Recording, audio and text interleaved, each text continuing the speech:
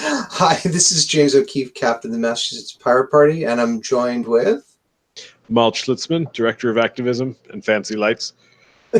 Nice lights you got there. Thank So we wanted to wish everyone a happy Martin Luther King Day. Martin Luther King was unfortunately assassinated in 1968. Far too soon. Well, he should have never been assassinated, but he left us far too soon. His legacy, and indeed the legacy of all of the people who advocated for equality between all ethnicities in the United States and all peoples in the United States is an important one, and one we are still left with carrying that mantle and bringing it, since the Patriots won yesterday, over the finish line. So I'll leave it at that. How have things been with you, Mo? I got no complaints. I mean, I have a lot of complaints, but like no specific complaints. It's kind of overwhelming. I found out today that the government shutdown has actually directly impacted multiple folks in my family who have now been without income for 29? I've lost count. Yeah, it's getting towards a month. Yeah. Mm-hmm. Mm-hmm. It is obscene. It's I think we can both agree that it is absolutely just a last ditch attempt by a desperate man. Yeah, I think it's also interesting to note exactly what parts of the government get shut down, because it's not all of them. I just heard today that the banking industry is pushing the government towards reopening one portion of the housing and lending department, because the mortgage industry is losing money because of it. We've got the last food stamp payments just went out. The TSA, 10% of them have called out sick just today. Wow. Yeah. Good 10%. for them. Yeah, I mean, don't often support the TSA, so good for them taking that stand. Yeah, it is. It is. I think a grotesque move on the part of conservatives in this country to abuse the folks in the TSA who are still showing up for work, who are still doing their best to advance what little security it really does provide. I think we can all agree that like the foot soldiers aren't responsible for the security theater atmosphere, at least not all of it. No, I would certainly agree. Decisions get made way above their pay grade. Yeah, I mean, 800,000 people without a paycheck. What a way to run a country. It's just, aren't we like the leading country of the leading democracy of the free world? Shouldn't we have our own house in order? It's kind of amazing, and all over the stupidest of things. Yeah, it's not that we advocate for the wall, mind you, but it's amazing to cut down to stop the government over something that he could have tried during when the Republicans had both houses of Congress. Well, that's the presidency. He could have gotten this thing passed, and he's just doing it for security theater for his base. It's kind of despicable. Yeah, I don't believe a single portion of him actually cares about the wall. I think this is absolutely 1,000% a tactic, probably to try and monkey wrench the multiple investigations going on against him by now. It's red meat for his anti-government base. It's astonishing how much government power the conservatives have for an ideological clusterfuck of people who hate the government. Like I think they've still got the majority of governors across the country. They've got the majority of the state houses of government up until they still got the Senate, and up until recently they had the presidency and the House of Representatives. So there is absolutely no connection between what they're saying and what the policies they're actually enacting, and impossible to debate from like a good faith position with people who are so disingenuous.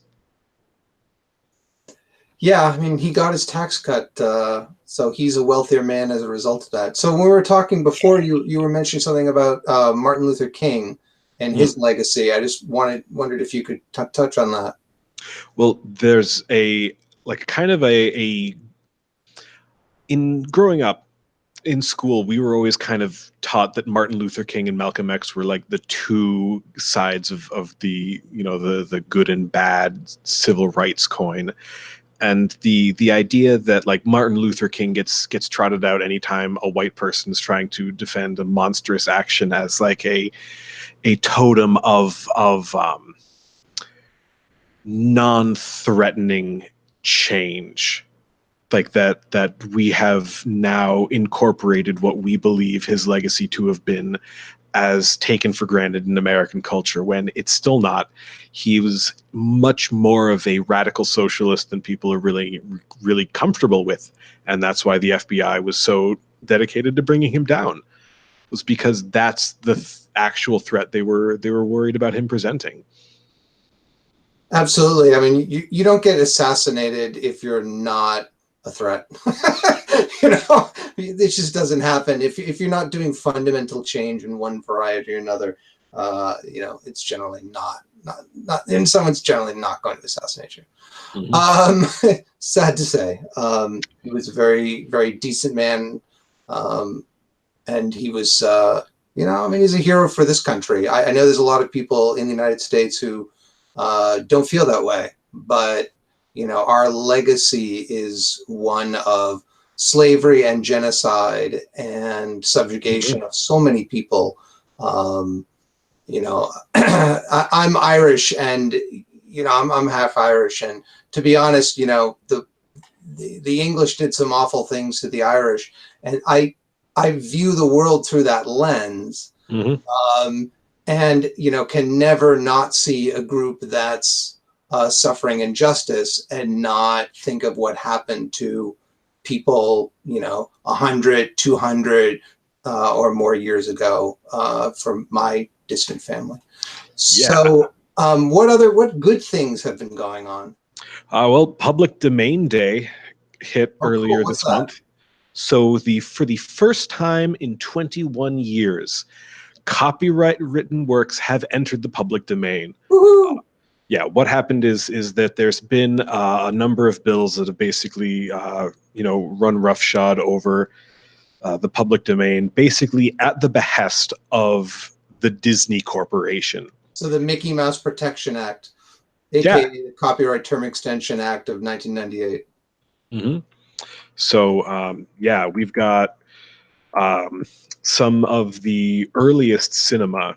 We're talking Charlie Chaplin films, early Tarzan adaptations, Cecil B. DeMille's The Ten Commandments, which the Ten Commandments movie was actually the reason why there is a Ten Commandments statue nonsense in a number of states. Cecil B. DeMille, who is one of the early advertising geniuses of our world, sponsored the construction of Ten Commandments statues in a number of cities, and like as a way to raise awareness of his film.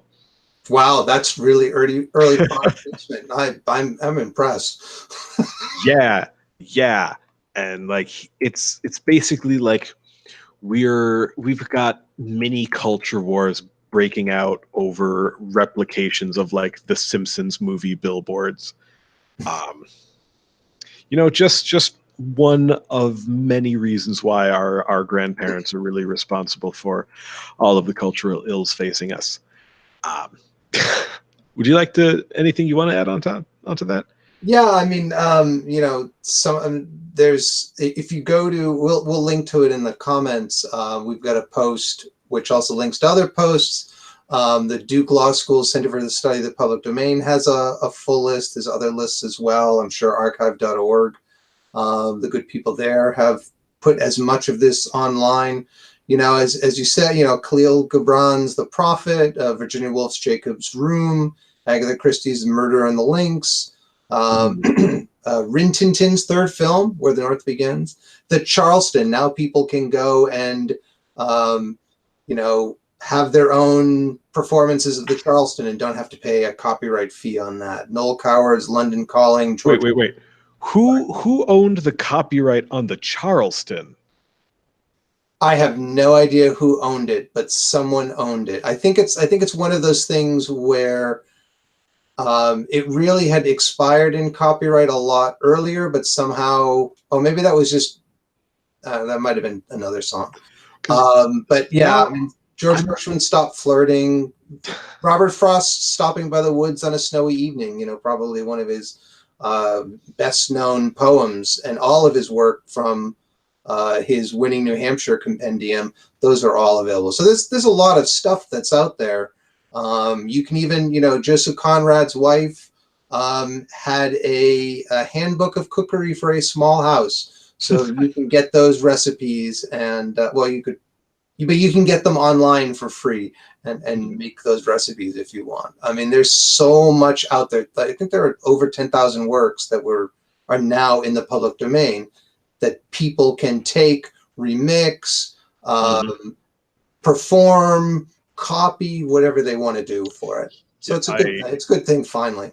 I really encourage folks to check out the Public Domain Review, which is a really thorough and in-depth look at works in the public domain. It's fairly academic. They always cite their sources. It's really thoroughly researched and really fascinating. I'm just now wondering if, like, at some point the Charleston was the cultural equivalency of like the doogie or whatever other meme dances are popular now. But dabbing, do people still dab? I don't know. The Brooklyn Shuffle, the Harlem Shuffle. There was one part. That's pretty old, dude. I think you're dating yourself. I really am. I really am. I really appreciate not having to care about popular culture anymore. So one thing we posted about a week ago, speaking of copyright, is it was released that in 2016, well, Massachusetts has a film tax credit such that if you spend $50,000 or more on a film project, then some of those costs will be deferred with tax credits. And usually it's for any taxes that would be accrued. But of course, you know, as we know, Hollywood movies never make a profit, so they get the tax credits and then they resell it to other corporations in Massachusetts. And so, you know, in 2014, $64.5 million went towards tax credits and subsidizing Hollywood. 2015 was $72.5 million. And wow, the amount for 2016 is $88.8 million of lost revenue that we basically gave to Hollywood. Damn, you could get a minor league baseball stadium with that kind of funding. Oh, absolutely. So far, we've lost over $500 million to this tax credit. I mean, sorry, go on. I mean, it's like a few of them have come through Worcester, which it's interesting to note that like the movies that get filmed in Worcester are usually like period pieces from like the 60s, 70s, and 80s. So that kind of says a lot about the architecture of our city. But yeah, if this was money going towards Massachusetts-based filmmakers, that would be fantastic. Like, imagine if you took a chunk of that $500 million and gave it exclusively to high school kids, letting them get their first chance at like being a director. You know, you'd have domestic, like you'd have the whole state basically being, you know, Austin. Everyone would be a screenwriter. Everyone would be like a director of photography. It's just it's when the state apparatus acts as a method for moving public money to private hands is when the system breaks down. So you've got to ask yourself, like, at what point in the process was this film credit perverted? Like, at what point did they not add checks against Hollywood accounting, against having like giant firms move in and dominate all of the credits? And Yeah, I don't know. Yeah, it is. It is amazing. I mean, the state has done some calculations in in 2017, the average salary in Massachusetts was $62,110. But the state itself, or the Commonwealth itself, estimates that it cost $102,888 in tax credits for each job created in Massachusetts. As you said, I don't know about you. I mean, in Somerville, we have the Somerville Media Center, which gets money as many community access television stations do from money that the cable companies have to give back. And they've done great things with kids in terms of animation or filmmaking, teens. They do a film festival. And if some portion of this money were to be able to go towards places like the Somerville Media Center, or, I'm sure you have a community access station in Worcester or other parts of Massachusetts, it's amazing the things that could be done with that money. It wouldn't go towards Hollywood, and those would be films that anyone could view. More than likely, it could be put up on YouTube or wherever for anyone to see, not having to pay a dime. Yeah. But this is we try to enrich the wealthy corporations. We're not enriching. We're not fostering our own culture. Yeah. I wonder if there's some psychological issue at play where, when we frame the money as a reimbursement, it makes it easier to swallow than if we were to spend that same amount of money as grants. Oh, absolutely. I think when people see tax credit, I mean, it's a nice bait and switch, because it generally isn't accounted for as, say, a line item in a budget. It's, well, here's this money, you maybe have to account for it, but it just gets taken off of the top of any tax revenues. Yeah. And so as a result, you're right. I mean, it's not really seen the way it would be if it were a line item in a budget. And, it's nice that it goes to folks spending more than $50,000. I don't have $50,000 to spend. If the state wants to give me $50,000 to make a movie, you can have a vetting process for that. Like, you can have folks who work with the local filmmaking community, who work with local artists, and it is that the government is acting as a mediary for public funds to go towards like private corporations, because there's this idea that the private corporations have done the work vetting creators, when really we know that it's kind of like a culturally incestuous cesspit of abuse and exploitation. Yeah, you're not wrong there. I mean, yeah, I was just doing a quick calculation in my head. I think it would be, $50,000 is roughly what, for $1 million, that's 20 films, right? Yeah. If I'm doing the math right. So basically, we could give $50,000 to 1,600 filmmakers and say, by the way, you can make your film, but we get it. Like, Yeah. you can use it, but that's in the public domain now, and that's your money for it. And we get 1,600 films about Massachusetts, as opposed to maybe a handful of films that talk about, dating in New York. Yeah. Yeah.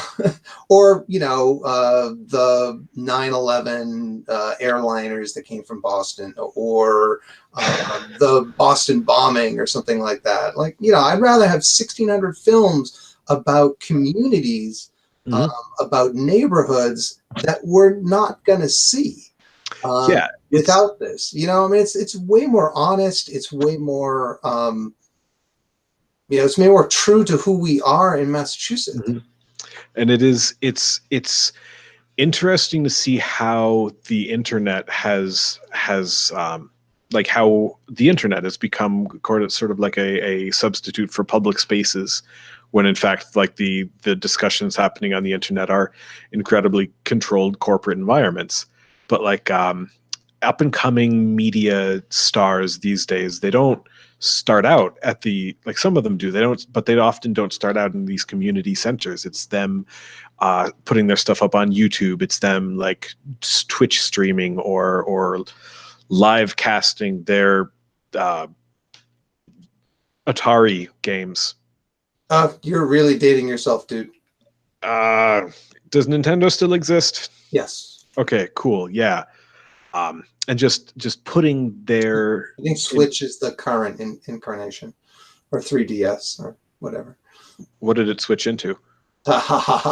Sure, you did. But yeah, but skipping cash profits, that would be my guess. Nice. But so like this is actually something that we're doing right now. Like instead of having this conversation on community TV, we're putting it up on the internet. So like what can those media spaces do to make themselves more available towards this new generation of like media superstar? Good question. And you know, the public, I love public radio, but a lot of the stations in Worcester play music that is targeted primarily towards the older generation. It's a lot of, you know, George Gershwin classics, jazz, and you know, rock and roll from the 60s. Not that there's anything wrong with that. Yeah. There's I like Aaron Copland myself. Yeah. There's a lot of good jazz. And Manhattan Transfer is torture. Manhattan Transfer is what a CIA Black Ops site sounds like. oh, yeah. If like I'm gonna point out when the DMZ was at its hottest, they were blasting K-pop across the border, not Manhattan Transfer, because that's a war crime. Good. So what do you think people can do to challenge these massive subsidies to Hollywood? Which, by the way, this is like one of the single biggest tax credits. When you look at the list of like 20, 25 tax credits, this is like the largest as a line item. It probably, you know, it's probably still long term is small compared to the Fidelity tax credit or the you know, the Raytheon tax credit, which, you know, I'm dating myself, but, you know, back from the late 90s. But those are still the gifts that keep on giving in terms of tax revenue losses. But what can people do to challenge this? So as always, form affinity groups with the people in your community. Find the media creators you know, and work together to establish yourselves. Like, unfortunately, this is an issue that plays really well on the news media, because the media has an interest in maintaining these subsidies that they can take advantage of. But like they, you know, it's advertised as job creation when we both know that it's really not. But really expensive job creation. Yeah, not particularly decent use of dollars. But ultimately, I think strengthening the local creator ecosystem can bring more focus on domestic film production and try and get the legislature to clamp down on where the money is going. Absolutely. I mean, yeah, certainly that does a good tack to reach out to local small filmmakers, your community access cable stations, and bring that up as an issue. You know, of course, there's letters to the editor. You can call your state representative or state senator and say you want them to end this. And of course, you know, my favorite, people can run as pirates. And we're going to have a set of trainings coming up in the next few months. Election season for 2020 isn't that far away. But you know, right now, there's local offices, city offices are coming up for election. But you know, the trainings are every year, and we'd love to as we did in Worcester a while ago there, have another training to teach people how to be better candidates and to be more successful and win. Yeah, it's always really surprising to me how smaller towns, you really don't have to run much of a campaign at all. Like there are positions in some of the bigger cities that get fairly contentious, but like in the vast majority of the American democratic system, if you just stick your hand up and say like I'm willing to volunteer, I have a few hours each week I can give to the city, like they will just pull you into it. The slightest bit of interest and aptitude, um, definitely like a Leslie Nopes kind of situation going on. Parks and Rec. Yes. Um, so one thing I just want to thank everyone was there was a bill, HR 6729, in the last Congress that would have allowed warrantless searches of our bank accounts. And thankfully that was, well, unfortunately it was successful in the House.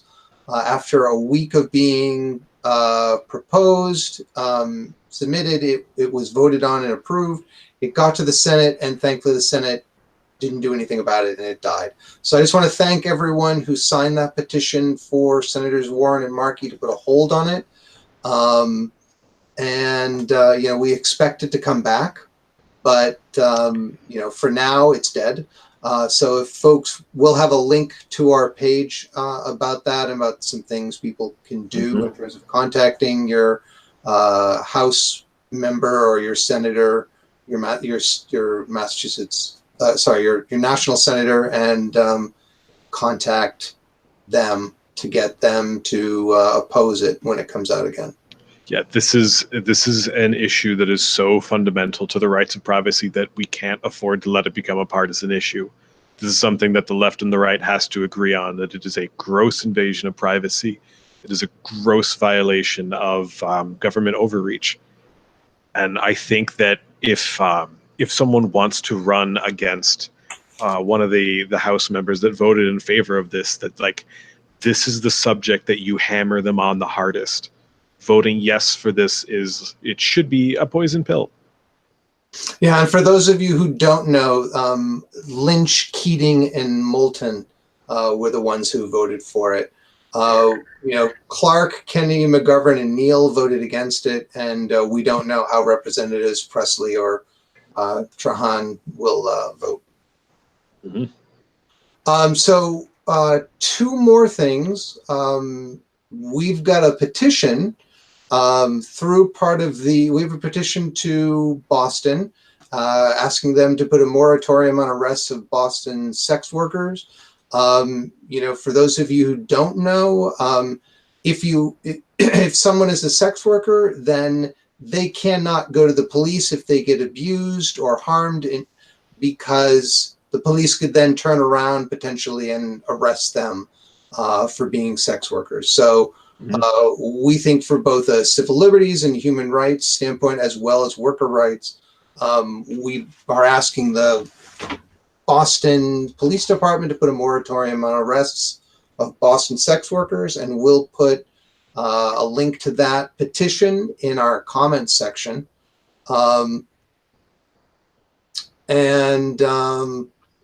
Another thing coming up, for those of you who don't know, the MashMesh group has been having good progress. They are at mashmesh.org, and they meet every Tuesday night, 7 to 9 p.m. at Industry Lab 288 Norfolk Street in Cambridge. And they would like your help if you're interested in making that project a success. For those of you who don't know, mesh networks are alternatives to internet service providers that are community controlled, that value your privacy, and are allowing people to build their own nodes in the network and how they connect to the internet, and decentralize the internet further. Well, beyond its centralization, at least. So what's been going on in Worcester for you? Anything interesting going on there that folks should know about? There's a minor league baseball stadium going in, a a former industrial brown spot or brownfield. The frustrating thing about that was that the city tore down a self-managed skate park with no forewarning or contact to the community that was managing it. Was that city property, or was that who owned the property? I'm fairly certain the property, I think it was under a rail bridge and was technically under the jurisdiction of the CTX rail company. Ah, okay. Yeah, but it's DIY at its finest. Yeah, it's Warside Skate Park, rest in peace. It's frustrating when a city decides to rebuild itself from the outside in. Like Worcester is bringing in outside contractors, it's bringing in like outside experts to try and redesign whole like huge sets of the city as basically like a giant outdoor shopping mall. If you want to rejuvenate your city, you have to start with the people that are there. Find the people in your city that are doing the work and give them the resources to do the work on a larger scale. It's like we were talking about with the media bonus. If the money went to aspiring Massachusetts filmmakers, that would actually create jobs. That would actually assist the folks living in the community. If the city wanted to build an attraction and a theme park, it could take the folks managing Warside DIY and give them a much bigger skate park and build attractions around that. You don't need to bring in the minor league stadium, like the minor league version of a bigger sports team from a different city. Like Worcester is not that far from Boston. If somebody wanted to go see a game at the Red Sox stadium, there's a train that goes right there. No, you're absolutely right. I mean, it's getting back to that corporate welfare, corporate subsidies that we see. I think it was like $15 million was given to Siemens to build a factory, who knows, some small factory here probably. Or the millions that were given to Amazon not to build HQ2, but to expand its presence in the Boston area. We're giving money to corporations, and I mean, it's a baseball team, right? Yeah. So at least there's more frequent games. It's not like it's, a football team, which doesn't, you build that and it's like, oh, we have a game once a week. And I mean, John Oliver did a section about how much of a public money buffet professional sports stadiums are. I mean, George Bush got his start doing it. I ran an article before John Oliver's bit about some of the most egregious uses of taxpayer money. The Florida Marlins have a statue that really looks like something, not a statue, it's a fully animatronic sculpture that looks like something out of a Hieronymus Bosch portrait. There's like flying fish, and it's every time someone hits a home run, so of course it's never been used. Uh-huh. But yeah, no, it is an obscene use of public money. Yeah, absolutely. When it could be given to the community to do community development, build their own skate parks, and even if they're like, "Oh, we're going to make sure there's going to be a skate park that's part of this," that becomes one of those weird public-private lands where they can go and say, "Well, we're going to put surveillance cameras all around, no public process since it's private land, and we're going to, when we want to close it for some event, well, we can close it. Or if we want to charge people to use it, we can do that." And yet people don't benefit from that. The corporation benefits from it. It's really frustrating to see a city mismanage itself so hard. Damn, I had something, but I lost it. And I mean, so Worcester already has a number of semi-pro sports teams. Like, I think we've got a hockey team. We've got the Bravehearts, which is a baseball team. And we've got there was a media kerfuffle about a group of kids riding their bikes in the street. They called them the Wheelie Kids. that the kids would take OFO, like free bikes, the OFO bikes, and ride them in the streets because they don't have anywhere else to ride their bikes. So instead of taking the kids' bikes, instead of making criminals out of them, we could have spent a little bit of money giving them a place to practice, a place to play safely. Like that's where you're going to get your next generation of X Games athletes. That's where the Tony Hawks of the future are going to come in. These public spaces that are used for the public good. Absolutely. Plus, bicycling is not a crime. I mean, you can't, usually they'll go and they'll say you can't bicycle on the sidewalk. So where are they supposed to bicycle? Not on the streets. I have tried driving in Cambridge, and I have to disagree with you there, man. I have seen some bicycle crimes. Well, yeah, they that's go through lights. I've seen those too, both as a bicyclist and a motorist and a pedestrian. So, and a death wish. But that's their choice. Like that's their right. It's their body. They get to smear it over whatever intersection they want. Well, we recommend people wear helmets. It's always a good thing. And unfortunately, with some of the things, airbags, giant body-sized airbags, because trucks don't always look the way they should. Giant Harley Davidson pipes, but for bicycles. I think you could get a patent on that. Like the world's greatest little jing little thumb bell. Auga. All right. So on that note, shall we say adieu? I think we shall. All right. It was great talking with you, and thanks for everyone listening. Please, click on the subscribe button and the little bell next to it so you can get notified when we post these. We're trying to do this more frequently. If you want to help out, just send us an email at info@masspirates.org. Again, we're doing campaign trainings. We're organizing other events around Massachusetts, and just get in touch. So we're around. All right. Thanks very much, Walt. Great talking with you. And thanks, everyone, for listening. Solidarity forever. Absolutely. Bye.